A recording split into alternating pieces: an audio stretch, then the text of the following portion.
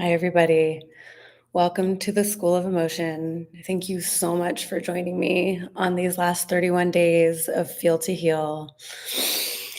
I'm super emotional today, so it's so fitting.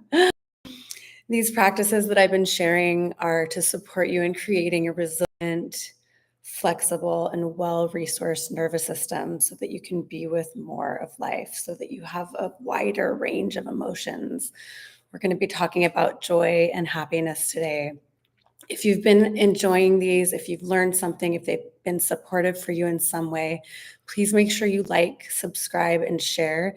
Now that we're done with these 31 days, I haven't quite decided what I'm going to do going on, but I've had some ideas. So I think I'm going to show up at least once a week, maybe twice a week with more practices, more more sharing of my journey and things that have helped me. Um, so today I'm going to talk about joy and happiness. And I was just like, as I was preparing for this class, I was like, just welled up in my heart, in my eyes, with these just tears of gratitude for each and every one of you, whether you're watching now with me live or you watch in the future. I didn't know what this was going to be. I just knew I needed to start. And here we are now, 31 days later, and I feel so honored and so grateful for each and every one of you. So, my story with joy and happiness is I believed for many, many years, Happy New Year to you too. I believed for many years that joy and happiness were something that weren't available for me. We talked one day about the victim triangle and victimization. Well, I was super victimized by joy and happiness. I would look outside of me. Remember, we talked about like external orientation and looking outside of you for the things that you really need to cultivate inside. So I was victimized because I'd look around and everyone was happy in my mind. I was like, oh, they have the things I want. Maybe when I was younger, it was like physical things, like she had all the Barbies and the big house, and so I felt like super victimized, like I'm never going to get that, I don't have that. And then as I got older, and especially, as I've been a single parent, there was times of intense comparison to like these perfect looking families. I guess when I was younger I did that too, this like little, like the perfect family, and I never felt like I had that. And in my mind I was like missing something, so I was externalizing my happiness. I was victimized by what I thought other people had, by what I had made up in my mind. And then, yeah, as I got older and was a single parent, I would go to like soccer practices and stuff and see these little perfect happy families and just feel this deep sense of like, of grief and victimization, and why isn't that for me? And so I thought something for many years was wrong with me. And it wasn't until really these last, probably I would say 5, 10 years, that I've really learned that accessing states of joy and happiness are a total internal thing. And they've come for me through removing and releasing the protective mechanisms that I put around my heart, thinking this is how I keep myself safe.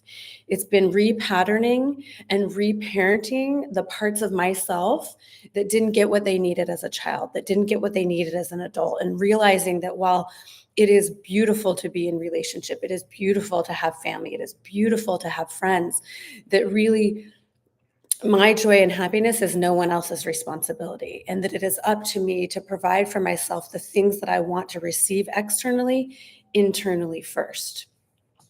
And then working with my beliefs and stuff that are no longer true, that, sometimes we get stuck in belief patterns and they're ingrained in our mind after years and years and years, that we have to, at some point with those beliefs, the shitty ones that are actually no longer true and that aren't going to really move you forward to the new reality you want to create, you have to say no, or not having that thought anymore. And that work can be pretty tedious every time you notice it coming up. Like, I'm not going to go down that path of thinking.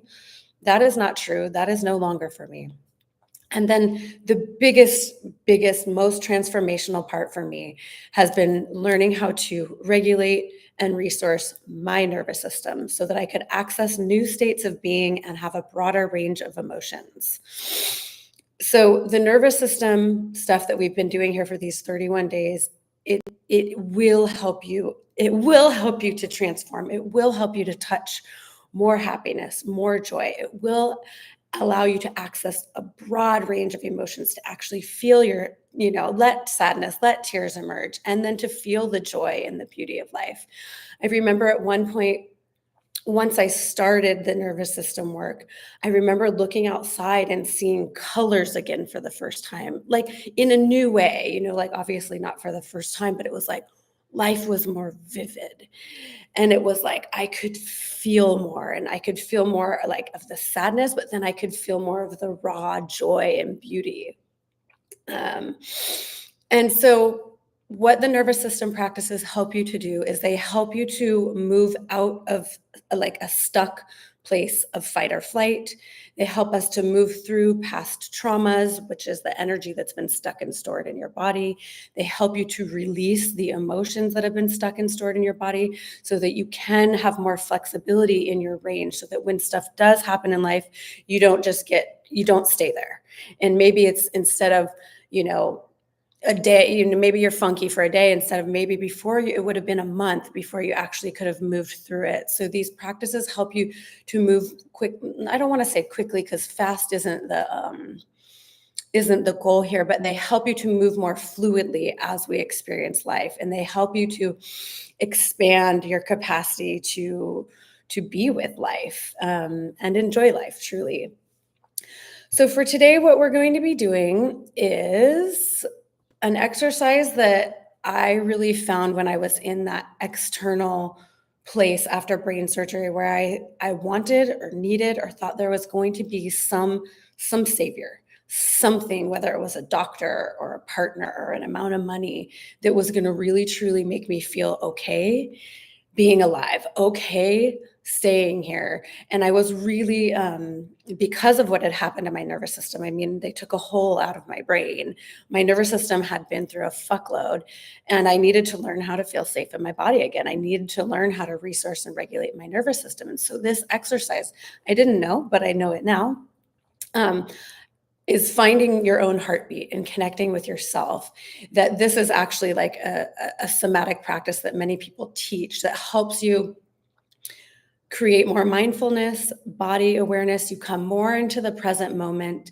It's a grounding technique for staying focused and centered and relaxed. It reduces stress levels. It calms the mind. It can aid with anxious energy or tension in the body. And it can help you really connect with your emotional states and what's going on inside your your internal landscape. It also, when we come into our bodies and we notice things going on within our bodies, it engages new neural pathways in sensory perception, and it helps with, like I already said, but it helps with your nervous system regulation, self-awareness, and emotional regulation. So I call this, what did I call this? I don't know, the fingertips heartbeat. It was like the heartbeat somatic practice. So what I want you to do is find a super comfortable place for today. You can do this seated, you can do it lying down, you can do it standing, but we are going to be closing your eyes. We're going to come into a quiet space inside. First, we're just going to do other nervous system practice to help calm the mind, to help soothe the mind. So I just want you to grab on your ears and open and close your jaw. And you're just going to pull down here on your ears. As you open and close your jaw, play around with the pressure you're pulling with. Close your eyes, open, close your jaw. Maybe you yawn. And we're just doing this ear one to give us, our nervous system, just a little reminder to relax. Maybe you feel your body kind of drop a little heavier as you're doing it. And then you're going to pull up on your ears and open and close your jaw. Maybe you have a yawn, maybe you get a little warm or a little flush of warmth or a little flush of cool. Then you're just going to bring your finger into the inner ear and massage this cartilage part right here and just kind of push in on it. You can just push it up and down or massage little circles, whatever you can do right there.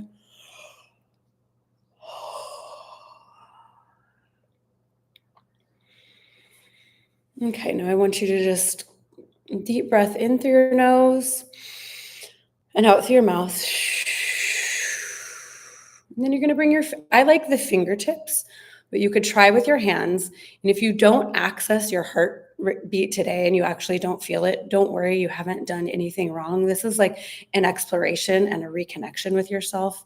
I first started doing this one in bed when I didn't want to do life. I was super sad. I was super scared. I was super depressed. And I didn't want to live anymore. And this connected me with life. It connected me with my own heartbeat, which reminded me that there's something bigger than me. This heart beating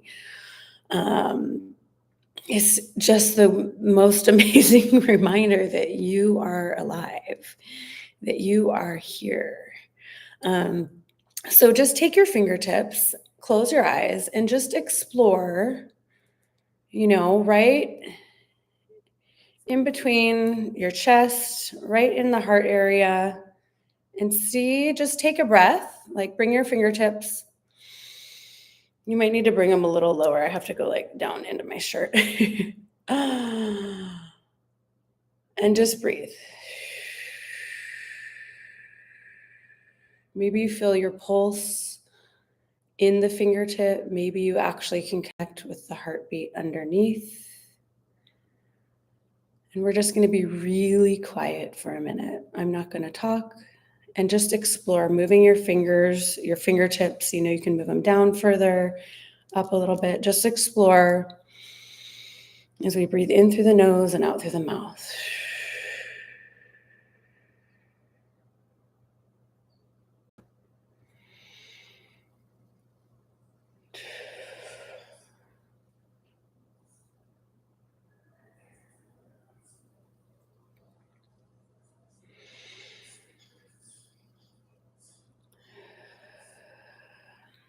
And once you find your own heartbeat, and even if you haven't yet, I want you to say thank you. Well, say what feels true to you, but here's some suggestions. I'm alive.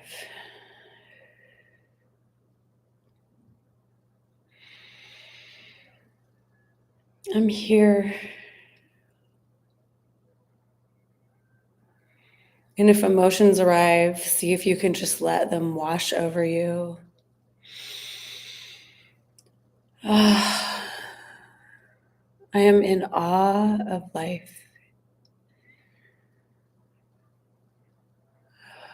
of my heart beating, my breath,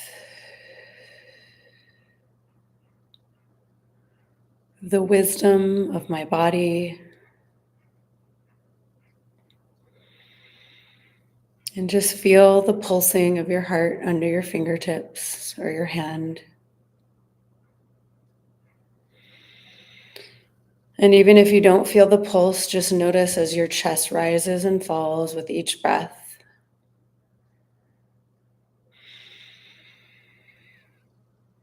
I'm so grateful for you.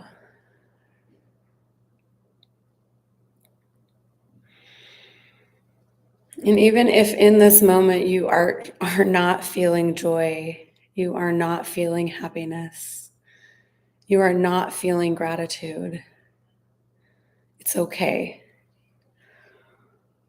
But see if you can just have a little bit of awe, a little bit of wonder as your body, your heart beats, you breathe,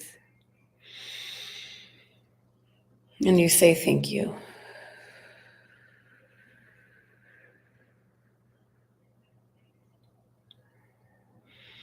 And then as you feel ready,